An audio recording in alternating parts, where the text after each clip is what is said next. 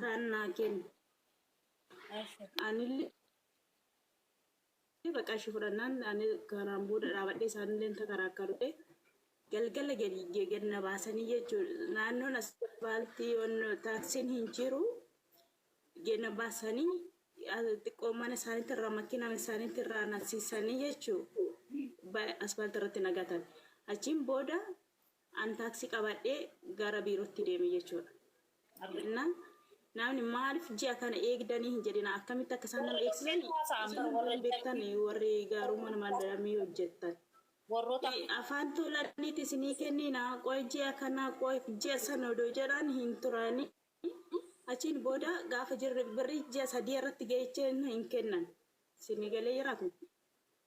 Garuu nuti kan irratti jabaachuu qabnu gaafuma ji'a sadii guutte jennaan achirratti rabshaa kaasudha bakka yoo si waan godhanis godhan achirratti bakka yoo biiroon illee si fuudhe yookiin yoo si fuun illee ta'e achirratti ofirratti beekuudha malee isaan maaftee nama salfachuutu jiraan qoyinuu nama wajjin oltee bultee tokko hin salfatta mataa yaalaa qabatta qoyinaa kennanii booda naa kennan odoo jettu ji'a sadii numa eegdashi. Naa kanaadha warra ammas asitti maaliif ji'a sadii eeganii ji'a sadii darbisanii maaliif akkas taatan warra jedhisanii seenee nuuf gocha difama waan dhufu Samiiraan itti hafuftu qome. Akkan jirtu nagaa keessanii nagaa galata dhageechanii baga jiraattanii micayyoon namni biyyaa yoo deemu maqaa akkanas jechuudha. Ijoollee Arsii bahaa yoo taate aanaan isaanii shirka yoo taate abbaan nama beekudha jechuudha. Yoo naannoo biraa taate maqaan wal fakkaate meebiin beekan. Anammayyuu taanaan isin warri beektan dubbadha maaliif ijoolleen keessaan dhufanii kunoo sobduu maalii jechaa jiru waan ta'eef isin warri miidhama keessa jirtu mucaa obboleettiin keessan sinirraa dubbatadhaa isin baga dhufteyyuu ati. Micattiin Arsii bahaa taate shirka yookaan ijoollee shirka yoo taate adda qalamte sunii fi ishiin kun jedhanii abbaan isaanii lamaantu obbolaa. Micattiin tabuuni yoo taate ijoollee shirkaatiin beekaa nama fira kootitti siin jedhama qalamtee miti. Qoy ndaawun qoysti.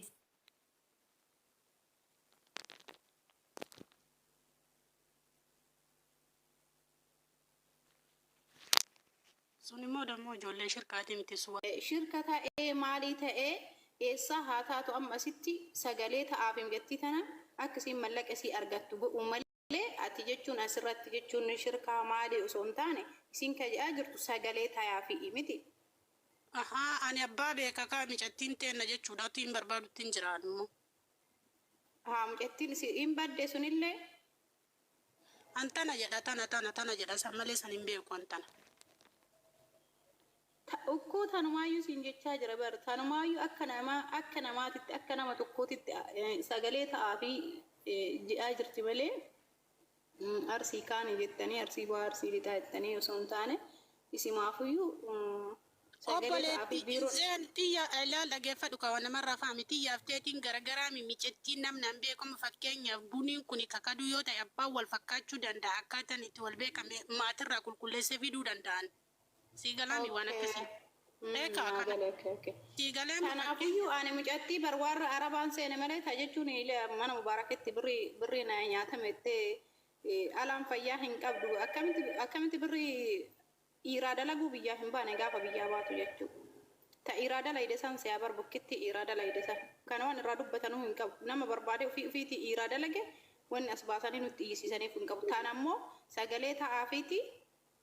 Akka biiroon irraa amma rakkoon biiroo yoo isin himattu miidhaa geettuuf. Mee afichu qaashti ani micattii taadha isii waliin haadha isii wajjin na waliin haasa'e mee ati. Meeshe. Micattii ati silkii isii qabda walitti dhufeenya qabda naannoon isii eessa. An bilbila ishee siin kennaati keessaan kottuu na dubbisi obboleetti ko awwaan isaan naan jedhan malee ani ofii kootii aqee isaaniin argine ishee kanas hin beeku ishee sanas hin beeku. Waan isaan eessa jirta lubbuu? Ani moo. Waa hin jiran. Micattiin immoo suudii jirti. Micattiin suudii jirti. Isheen kun as jirti. Laashiin kun as jirti. Isheen sun immoo achi jirti ka'eeno. Isheen hin gadda duutu. Sini galee? Galee jira. Jabaatu sagalee ta'ee bannaati. Biiroo irraan dhufte faa biiroo Na irraan dubbisi dhufte bas. faajabaa uti sagalee ta'eef ishee.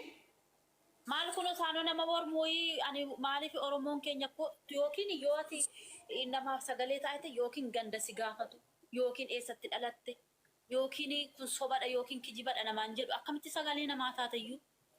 Dhiisate abbaan fe'e waan fe'e haa jedhu rabbi irraa argattaa jechuu nama tokkoof jettee as taa'aan jirtu miti. Isii hamma danda'ameen hamma jechuun biiroo isiin irraa dhufte yoo silkii isiin kabeetu taate silkii biiroo isiin irraa dhufte yoo beekte maqaa isii guutuu maqaa faamilii isii maqaa isii guutuu fi maqaa biiroo irraa fuudhiti hamma yoo danda'ame hamma biirootitti sagalee ta'iifi jechuu hamma biiroo irratti biddawwan irratti. Ilaalaa sinila bilbila wannoo kunola kan makita basheedha kun qabadhaa. Hin mul'atu barreessimee hin kaasanii dawwaltee ati. Ani haasofsiisee bilbilee tumee dadhabee dhiisela kunola maqaan ishee ladhi. Qoyme screenshot godha. Kunoo qabadhaa. Amma isii maatii isiittu biiroo irraan dhufte qabachuu qaba sii galee maatii bilbila maatii isii hin qabdu. Anamma biiroo keessa dalagaa ture maastargomii dalagaa ture waan ta'eef hin beeka akkaataa biiroon yoo maatiin isii biiroo biyyaatitti muka hin naqin kissiin wallaahi biiroon zor jettee isii ilaaltu ageessitti hima. Ani waa'ee biiroo sirriitti beeka waan ofii dalagaa tureef ofii keessa ture waan ta'eef. Biiroon ta'uufiiti fuuyyuu isiiyyuu mataa isiituu hin gurguratti biiroo haraamitti geetti taananii fakkeenya odoo waannichi biiroo osoo quban qabaanne fakkeenya yoo achi keessa kadalagu taate harabaan walii galee Kunoo qabadhaa hin danda'a jechuudha. Wannoo jettan qabadhaa kunoola warroon anitti bilbilee kaasuu didanii tumeen dadhabee ilaalaa sin immoo. Lubbuun agee ammati maatii hin qabdu isiin. Qabdi. Okay, maatii hin qabdi. Kootu dubbiin isima bira jirti amma asirra nama osoo hin taane biiroo warra biiroo seeraan beekan biiroo ofii keessa ture waan ta'eef warri biiroo haga feetee itti tumte siif hin dhagan waliigala mucattiin gurguramtee jirti waan ta'eef isii gale. Warra eega maatii qabaatte dallaala isii biiroo geesse. Dallaala isii biiroo geesse. Funyaan isa qabu. Maatii yoo qabaattu taate maatii dawwaluu hin dandeettu bilbila maatii isii irraa fuudhiti naaf ergan kisaaraa kiyya irratti kaardii guuteen dawwalaa maatii irraa. Irraa dubbadhaa isteen nan deebi'a oo dalagaan qaba. Mucayyoon bilbila qabdi. Maatii wal argiti. Maatii wal dubbisti. Itti madheera jette jedha isheenis itti madhee tananii achii deemanii jennaanii waan sirreessinuu qabnamoo maalidha naan jedhan jettan wantichis naan galle gaana kan ishiin jettu malee isa keessa gadi bu'ee naasofne. Agay amma namni asirratti haga fe'e sagalee yoo isii ta'e wanni fidamu takka hin jiru agay sitti hima. Kan si garramu mucayyoon kan si garramu immoo bakkuma jirtullee lookeeshinii hin beektu. Waalaikum salaam. Ila amma jechuun akkasii amma ijoollee tokko amma bilbilli wayii waliin dalayna.